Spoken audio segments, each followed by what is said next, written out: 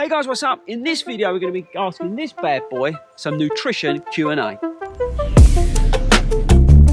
Hey guys, what's up? And welcome back to Fordy Runs. This week, we've got a Q&A session with the fitness and food guy, Simon. He's a nutritionist with over 15 years experience. He's also a PT. Now, before we get into the Q&A, Simon, where can everybody find you? You can find me on Instagram at the Fitness and Food Guy or Facebook on the same page. Awesome. And I will also link up Simon down below.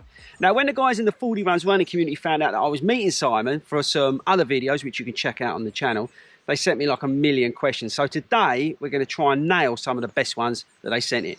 Right, the first question is from Helen Godber. Now, apologies for everybody. I'm going to be saying all these names wrong. I've previously lost too much weight from running. She's lost too much weight. Any tips on healthy snacks and food groups that can help me maintain a healthy BMI while training? Okay, so Helen, I would say I wouldn't normally use BMI now as a marker. It's a bit of a dated marker in terms of what we use in the nutrition world. But if you have lost too much weight, it would probably be because your calories aren't high enough, to be honest. You would probably need to be taking in more calories, but your calories in good food sources, good carbohydrates, good proteins, good fats, not just divulging on cake and biscuits. Right, so the next question is from Louise Ford. She's got an awesome surname. I often run in the morning without eating, even when doing half marathon training, but feel fine. But I'm not sure if really I should be eating something more than just a banana. Now, before we ask the guru here, what I do, which is not necessarily right, I run starved up to 22k. But you've got to bear in mind that I'm different to you. But I prefer to run on empty when I'm running up to that distance, because it takes me roughly about, let's say on average, 2 hours to run that, and I feel that I can run that starved. But like as I said, everybody's different. So Simon, most importantly, who's the qualified person around here, what do you think? I would agree with you totally, to be honest, Chris. I think that it's a very, very individual thing.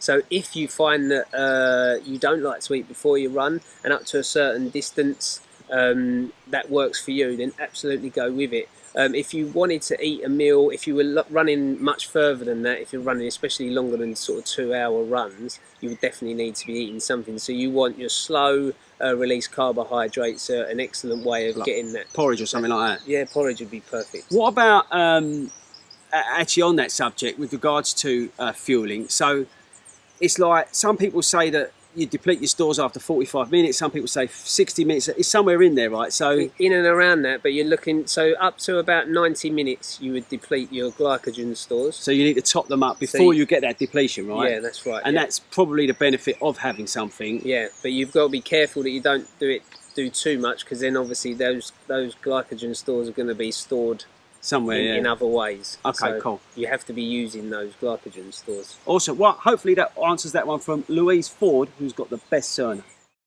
Right, now this is a hugely popular question from the Fordy Runs running community. I think everybody asks the same question. How can you avoid putting on weight when marathon training? Or why do you put on why do you put on weight when you're marathon training? I know I do. I would, again, it's a very, very individual thing, but I would suggest that you are probably taking on too many calories. Okay. So you can't out-train a bad diet, as I said before. That's kind of a bit of a motto of mine. And if you're taking in, say for example, your daily intake is 3,000 calories and you're only expending 2,000, then you're 1,000 calories in. Basic maths, isn't it? Yeah. But yeah, I know what you think. I know why people ask it. I think because you start marathon training, your metabolism speeds up, you start eating more, right? Yeah, because naturally you think, but you don't actually need to do it. No, unless you're getting up to your big distances, or you've got a very, very high intensity training, then you probably don't need as much as you think. I think that's half the thing. We all think that we're marathon training, so we'll get out the biscuits and we'll get on an extra pack of crisps, but actually you don't, do you? You don't. No. Right, we've also got quite a few questions about recovery foods, what people should be eating after they've done their run. I know we've done a video. If you've not checked it out, check out the video Simon and I have already done on this subject. But yeah, if you just want to touch on it briefly, what people should be eating after their runs and when? Yeah, no problem. So really, I like to eat straight away after training, but it's not for everyone. You've probably got between 30 minutes to 2 hour window to eat, really, just to sort of refuel yourself. Definitely having good carbohydrates, protein and fats. So for example, if you're going to put those three things together, if you did an early morning run and you got back and you wanted a decent breakfast, I'd go for something like I don't know, eggs and avocado Yeah, on toast so, to be perfect. yeah. With your good fats from the avo, your protein and good fats in the eggs, and your carbs from your toast as well. That's an absolute banger of a meal. There you go. Get yourself down to Tesco's and get some eggs and avocados. Right, and again, another popular one is all about hydration, how much water they should take on, when they should be taking on it, and a bit about electrolytes. People have been asking about electrolytes, that sort of stuff. So, what do you think? When should they be taking water on? Should they be mixing it with electrolytes, that sort of stuff? Okay, really, again, individual. When I used to run a long time ago, I never used to drink too much water because it always resulted in needing to go to the toilet all the time when I run. If I'm being totally honest, but that was me. So just take on, like I keep saying, banging the word individual about it. It's very individual. If you like to drink a lot of water before to keep yourself hydrated, then all well and good. If you don't so much, don't worry too much. You can always do it.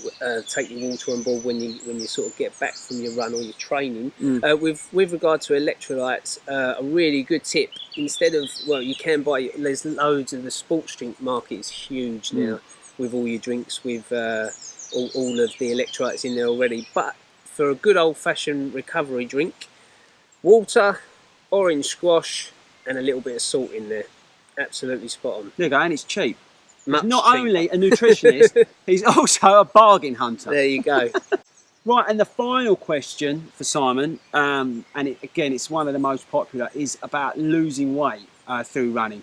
Now, again, we've done a video on this. Please check it out. He's already done, like, I don't know, 10 tips or something, whatever it was, I can't remember, on basic ways of dieting, losing weight and that sort of stuff when you're running.